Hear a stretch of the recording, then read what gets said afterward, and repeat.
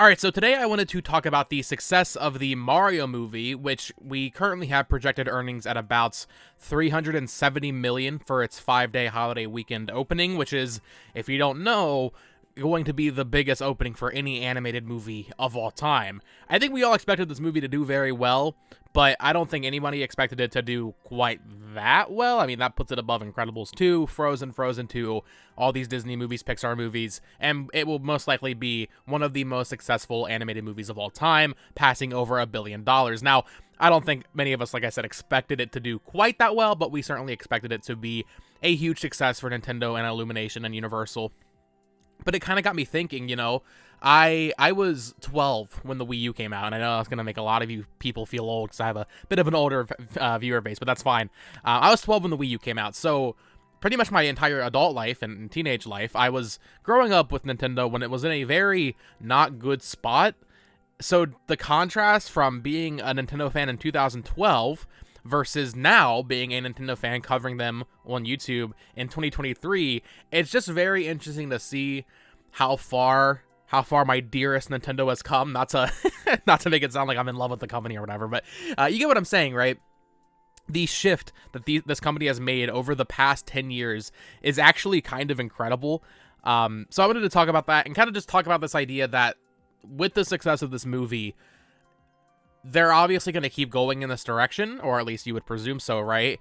And I want to talk about that, just like this new era of Nintendo, because it really does feel like, the foundation set in place in 2015 or in 2016 by Iwata, with these deals with Illumination, with the mobile deal with DNA, with the deal to make a theme park with at Universal, with those chess pieces set up almost a decade ago, we're finally seeing it all pay off, and it's really interesting to see it kind of come to fruition and see how successful it has become, especially with the Switch and its, newfound crazy success, likely about to become one of the best-selling consoles of all time, or it already is. It might become the best-selling, I should say. So yeah, that's what we're going to talk about this. So obviously, we have the movie, we have the theme park, which, it's funny because, once again, like 10 years ago, people would make the argument, like, oh, Nintendo's in a really rough spot, they're going to file for bankruptcy, oh, they're going to go third party. I feel like we're well past the point of that even ever being a threat, or even like a talking point ever again. It should have never been a talking point to begin with because the 3DS was doing fine, but I think now that they have a theme park and a successful movie side of their business, I think we're in the clear, guys. So yeah, with movies, we're likely going to get more. I would assume next would be just Mario movie 2.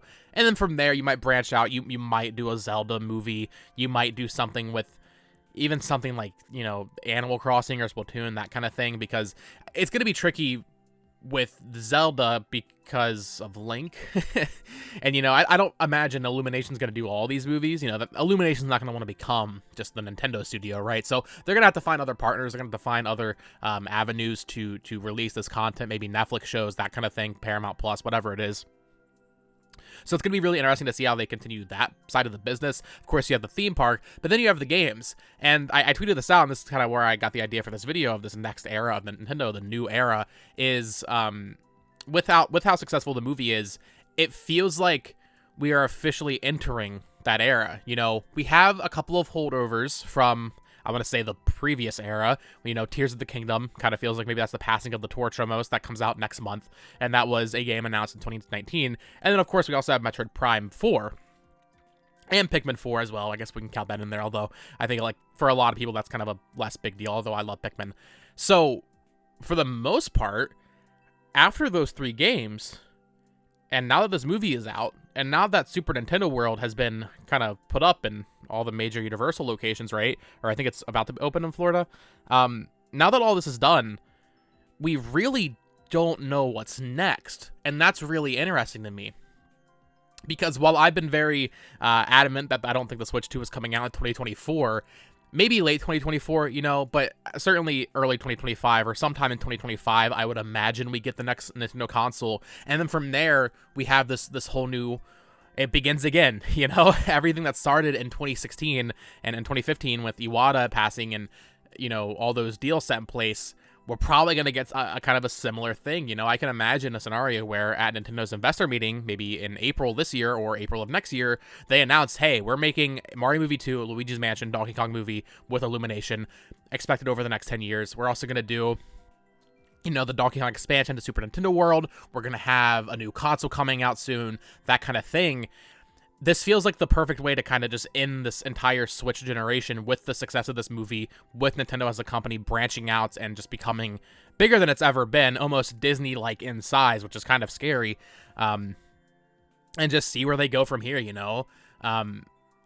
We still need to see more Metroid Prime 4. That's still that's still technically not even confirmed for later this year, although I imagine it probably will be this year. I don't think they'll save Metroid Prime 4 for the next console or anything. I think we'll probably get it this year or early next, and it'll be a Switch exclusive. But then from there, I mean, while we don't have anything announced beyond that, I'd imagine there are a couple Switch games left, like a couple major Switch games left. Maybe a new Mario game, maybe. Certainly a Pokemon game next year for Switch 1. And, you know, but for the most part, you know, after Zelda, I feel like most people contextualize Nintendo consoles with, like, the Zelda, the Mario Kart, the Smash Bros., and then maybe the 3D Mario.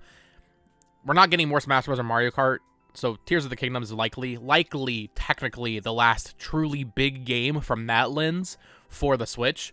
Even Metroid Prime 4 is, like, I mean, it's kind of like whatever. It's a small game comparatively to these other things, right? So it does kind of feel like now we are truly passing the torch and going on to the next era of Nintendo, which is really exciting. Obviously a little scary because of how good the Switch has been to most of us. But, you know, I have faith. You know, I feel like Nintendo, the Wii U was just a huge anomaly of a misstep that should have never happened. You know, I love the Wii U. There's some great games on the Wii U, but there's no denying that it was a misstep.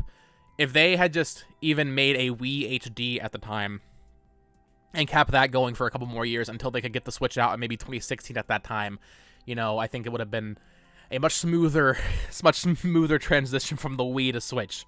But the Wii U certainly kind of hampered things for a while there, you know. One interesting thing, though, and I mentioned it kind of at the top, is the mobile game initiative they started with DeNA. They actually announced something recently with DeNA, like a more concrete partnership. I think it's called Nintendo Systems. I didn't see too many people talking about it, but, you know, they're still pursuing that. However, we also had a recent interview with Miyamoto where he said the future of Mario isn't on mobile, which is really interesting and kind of just shows where their line of thinking is. If you don't remember or don't realize, the last Nintendo mobile game was 2 years ago now. It was in 2021 when Pikmin Bloom came out, and I think the year before that was when Mario Kart Tour came out, maybe, or maybe that was even 2019. So compared to the release pacing that they had in the late 20 teens, you know, where they were getting a game out every year or almost every 6 months, you know, they've really slowed down, and I'm curious to see where that initiative will go, because, you know, with the Switch, they consolidated their console and handheld business, but I feel like there's still room for those those mobile games to exist, you know. I think that it's a smart thing to do. They just never really were able to truly, I feel like, get that to stick the way they expected. You know, we had Mario Run, which I think most people would consider kind of a failure, but I mean, they got $10 from you, so I'm sure it was fine financially. Then we had Fire Emblem Heroes, which did really well. Animal Crossing Pocket Camp, I'm not really sure if that, I guess it probably did well. I think they still update it, so Pocket Camp probably did fine. But then we had stuff like Dragalia Lost, which got shut down last year, or maybe earlier this year. We had Dr. Mario World, which shut down. Miitomo, which shut down. And for the most part, I feel like their mobile games, on Pikmin Bloom, of course, I feel like their mobile game market just they haven't really been able to hit the right way. So I would love to see, you know, we still never got a Zelda mobile game, which is crazy to me. They need to find something that can actually stick and get kids excited. You know, I imagine after the Mario movie came out, there was a lot of kids on their little tablet, you know, looking at Mario Run and, you know, asking mommy if they can buy the $10 game, and they probably said no because it's $10. There's definitely more room for growth in that market for Nintendo, I think. So it'll be curious to see how they actually pursue that. But yeah, man, it's an exciting time to be a Nintendo fan. Almost a little scary because of how successful they are. You know, it's kind of like Sony with the PS4 generation, where they were so successful to a point where it's like, oh god, they're gonna get cocky. They're going to get cocky and do something stupid. And, I mean, a lot of people would argue Nintendo's already doing stupid stuff with certain avenues, you know, Switch Online and the pricing of Zelda, whatever.